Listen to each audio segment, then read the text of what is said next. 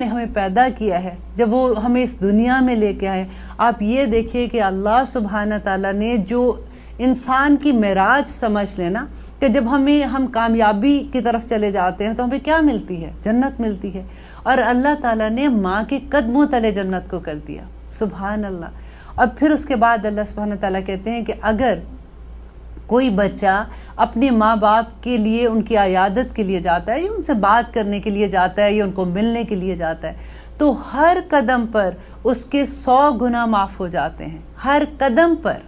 اس کے 100 گناہ معاف ہوتے ہیں اور 100 نیکیاں اس کو ملتی ہیں اور 100 درجات الحمدللہ اس کے بلند ہو جاتے ہیں۔ اور اللہ سبحانہ تعالیٰ کہتے ہیں کہ جس وقت وہ اپنے ماں باپ کے ساتھ بیٹھ کے اچھی بات کرتا ہے، اچھی بات مینس کہ وہ ایسی باتیں ان سے کرتا ہے جس سے ان کے والدین کا دل خوش ہوتا ہے، تو اللہ سبحانہ تعالیٰ کا وعدہ ہے کہ دا ڈے آف ججمنٹ اللہ سبحانہ تعالیٰ اپنا نور اس بندے کو دیں گے، سبحان اللہ۔ اور جب وہ اٹھ کے آ جاتا ہے اس وقت جب اس کے ماں باپ اس سے راضی ہو جاتے ہیں تو سبحان اللہ، اللہ تعالیٰ کہتے ہیں کہ اس وقت وہ بالکل ایسے اٹھتا ہے کہ اس کے اندر کوئی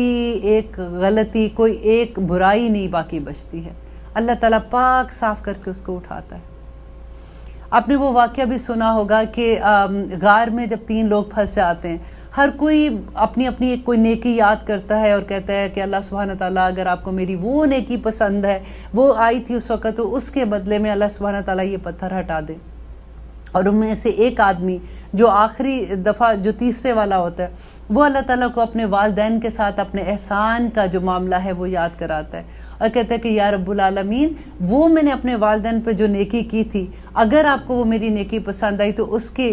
عوض یہ پتھر ہٹا دیں۔ تو وہ پتھر ہٹ گیا تھا راستے سے اور وہ باہر آ گئے تھے۔ آپ یہ دیکھیے کہ ہماری زندگیوں کے کتنے پتھر ہٹتے ہیں ہماری راہ سے جب ہمارے ماں باپ ہمارے لیے دعا کرتے ہیں۔